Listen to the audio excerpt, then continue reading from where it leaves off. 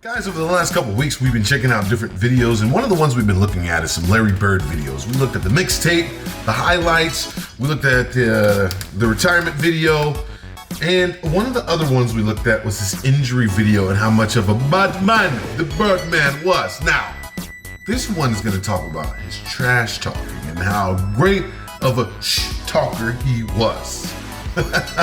I guess when you're one of the greats, you really can talk that much trash because who can stop you? You get mad, talk some trash, you get mad, and then Larry Bird does what he does on you, and the only thing you can do is be mad at yourself. So let's figure that out, guys. Let's figure out what some other players had to say about Larry Bird trash talking. So we playing him in the last play. He says to James Worthy, he says, "You guys don't have to worry about it. I'm going right over there that corner." He said, "They're going to set a screen for me. We're taking the ball out." He said, "I'm going to curl right over." And he's telling us to play. He's telling us to play before they even take it out. He said, "I'm going to go right over to that corner, and I'm going to catch it, and I'm going to shoot it, and I'm going to tie the game or win the game," whatever the case may be. They take the ball out, and I think it was either Danny or DJ, the late, great DJ. Yeah. Take the ball out, the man curl right to the corner, shot a three, game over. It's like, are you effing kidding me? Go to shake his hand. I'm a rookie. I'm playing against the Boston Celtics in the Boston Garden. I'm go shake. And Larry put both hands behind his back. He wouldn't shake my hand. I said, okay, he's just getting into the game. The first play of the game, he said, "You don't even belong in the league, Holmes." And he shoots a three. Now, I wasn't mad that he made the three. But I said, "There's something, this called me Holmes." and he came down and did it again, so I'm pissed. Get mad. So the next time down, see me on the breakneck pitch, and I jump up and I throw it down on him. I mean, he fouls me.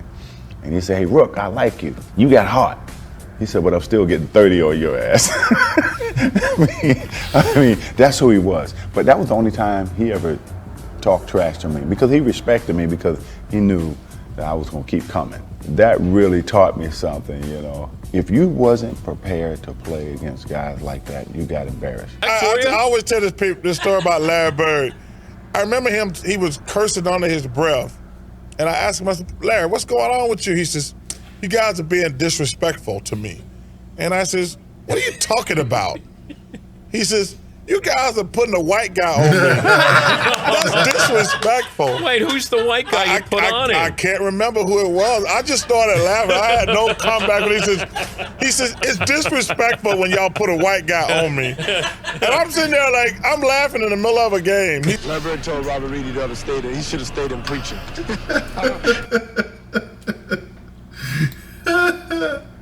But look, man, just like Knuckles, Tony Knuckles say, you get mad, man. You get mad because I've never played basketball. Anybody's great as Larry Bird, but I've played basketball against good people, and when they talking junk, man, and there's nothing you can do about it, you just get mad. That's what I said at the beginning of the video. You get mad, you're like, "But look at this guy," but in your mind, you're like, "I'm mentally tougher. He's not gonna stop me," and then they just be shooting in your face. It's embarrassing. Why you put a white guy on me? Ice in his veins, man. He said nobody could guard me. Like, put somebody else on me, put anybody on me, but don't disrespect me. Respectful when y'all put a white guy on me. And I'm sitting there like, I'm laughing in the middle of a game. Larry Bird told Robert Reedy the other day that he should have stayed in preaching.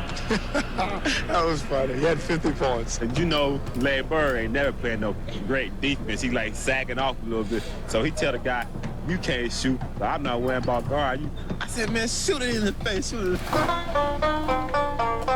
Mark hit a three-pointer on Larry Bird and said, "Take a look at that." And Bird just came right back and hit three-pointers in a row, and just basically said to him, when we all heard it, that you're out of your league. Or he'd say, "Danny, give me the ball," or "DJ, give me the ball. I got this guy in the torture chamber down here." Torture chamber. Why the guy was standing right there listening to him say it. The baller went to Larry, and Isaiah was all out of whack. He had the ball at three-point range. He goes, hey, who's guarding me?" Everybody looked around. He just stood there, held the ball, and Isaiah said, he ran out there and just shot it, three-pointer. Too late. Was the originator of getting in your face and talking trash. And then you sit there and you go, "This guy up in my face talking noise. He ain't that fast, he's slow." But he knew how to aggravate you, agitate you enough to get you out of your game. I was guarding in my rookie year. He looked at me and he goes, "You can't stop me." And I looked at him, I said, gosh, boy, you're so confident. He goes, confident? You're a rookie. You don't know anything. He proceeded to score like 10 straight points on me. The coach took me out the game. He walks by and he's laughing at me. Larry Bird catches the ball in the corner. I take off running out at Larry Bird. And right when he's getting ready to shoot, I jump. And as I go by, him, he tells me, he says, fly, Bird. And I go right by him, and he shoots the ball. It's nothing but nylon. Larry Bird was a pain in the neck. Anytime we had a chance to win, Larry Bird changed that. Larry Bird. His own shot. Oh. There was a certain confidence you had because, you know, if you ever got in trouble, give the ball to Larry and get out of his way, and he'd deliver. The double team and Bird. Larry, fake. Not fair. Not fair. Do you remember? Well, you had the Bird Night. I had the Bird Night. New Orleans. Yeah, that was It's so bad they called it the Bird Night. He got done up so bad they gotta call it the Bird Night. That says something. Hey, man. The biggest argument that night is, well, you only scored 6 on me. But nobody was guarding Bird, were they? Well, we were trying. to. But when a guy is literally coming up the court, calling his shots, and, Bird talked a lot of trash. And that's in New Orleans. That's in New Orleans. In that game, we're on the free throw line, and he literally says, left side across the 3, and you're listening to him. That's a tough feeling. But, okay, so you guys got Antoine Carr and Cliff Levingston got fined by Fratello, I think. And Eddie Johnson for celebrating. Celebrating Bird. Yeah, it was the best film session. Every time when I see Mike, we still laugh. God, it was so good. It was the greatest film session ever because back then you didn't have, you watched the real game and just went, with a video. And Mike rewound the celebration 20 times. He just kept, not the shot, he just kept rewinding it, showing the guys, you remember they were giving each other high five. And then somebody falls off the bench. Yeah, that was Eddie Johnson. That was Eddie Johnson. Yeah. Eddie Johnson falls off the bench in laughter. And Antoine Carr and Cliff gives each other high five. And our film session was 20 minutes of that. So it was. It wasn't somebody not playing good defense on Bird. It was you guys celebrating Larry Bird. And Fratello wouldn't let it go. He just kept rewinding. And it was. I think Bird went by the bench one time, too. He fell in the bench. Oh, he did. Yeah, and he called that one. That was the one where he fell in it. He literally said, off the glass into the trainer. Off the glass. Yeah, and so it was a bad night. When Larry got on the roll, started shooting the ball, every shot was going in. Goodbye, she's gone. I guess the 2-pointer was too close. When he ran by the bench, he goes, that's a heat check. Just see how hot I am. All right, he runs by Frank Layden, who's the funniest guy in the league. And Frank is coaching, and Larry says to him, hey, Frank, don't you have anybody on that bench that can guard me? He goes, so nobody out here can. Frank looked down at the bench and goes, no.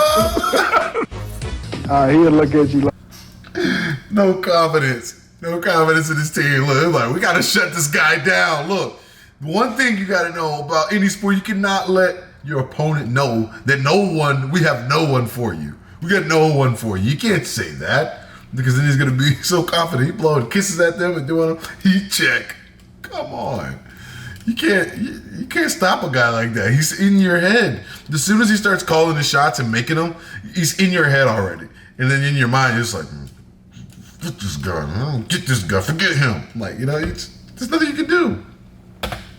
Hey, what you doing out here? You better call somebody else. I even heard him tell the coach, hey, look, coach, you better get somebody else out here to guard me because I'm killing this guy. In last year's playoffs, Person was out to make Bird eat his words while adding a few choice comments of his own. Chuck Person, he definitely has his reputation. During the playoffs, he just went AWOL, and he just went to work. You can see Bielsa playing a little Bird, giving it back to him, Shine. Chuck Person can talk some trash to Larry Bird now. He scored the last 16 points. Chuck and Larry down low, greeting one another once again. Bird, he has caught fire. Person. It had something to say. He's tough. And look at Bird. Person didn't dare look at him. Yeah, it is a little special because I've known Chuck for a while and we've always had run-ins, but It always seems like I get the last word. Bird's ability to get the final word has made for many a magic moment. And this week, we relive a game when Larry was in rare form, and Xavier McDaniel was eager to lend an ear. Tie game, 13 seconds to play. Celtics basketball, no shot clock. They called a timeout. He said, you know I'm going to get it. And I said, I know, I'm going to be waiting. I'm going to timeout, I'm going to a play, and I said, all right, this is what we're going to run.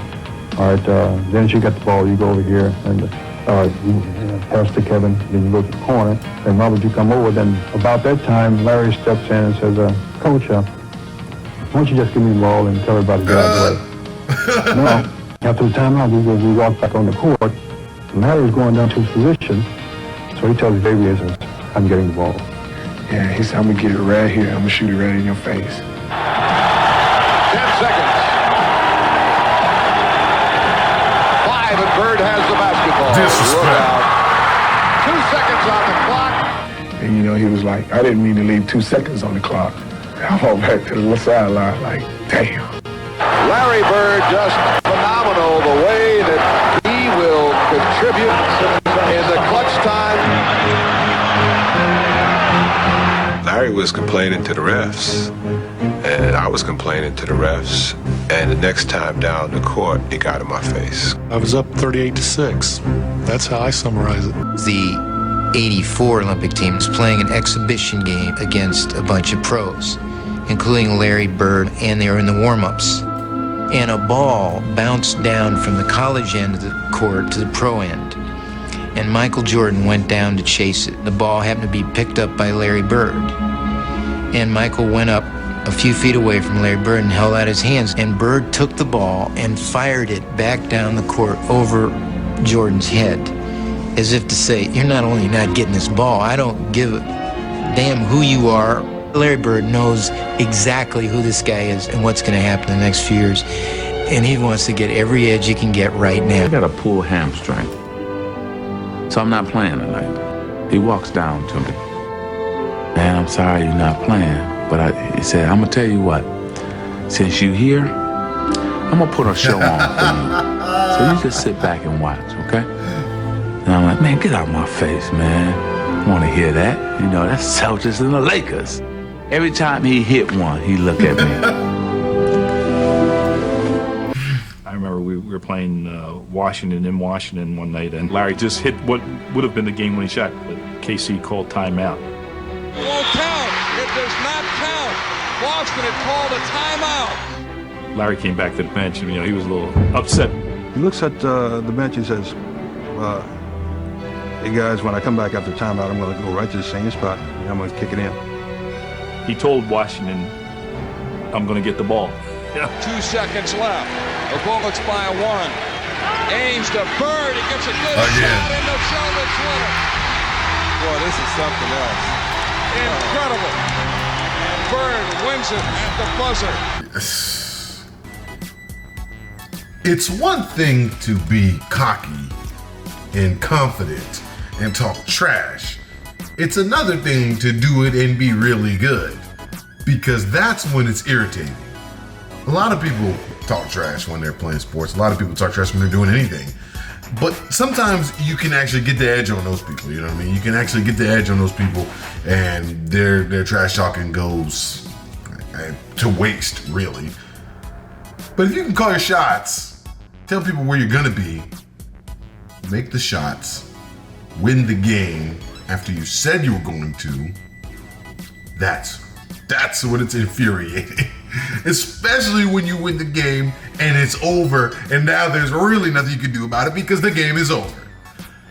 This video shows a great thing that I just love.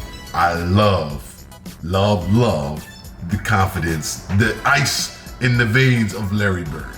And I'm glad this is something that's getting talked about now, so that our younger basketball viewers like myself can watch it and see, since something that we never got to see growing up, now we're seeing it play back in front of us like it's brand new again, and we're just like, wow, this guy was a menace, and we're having fun, and we need more players like that in the NBA today.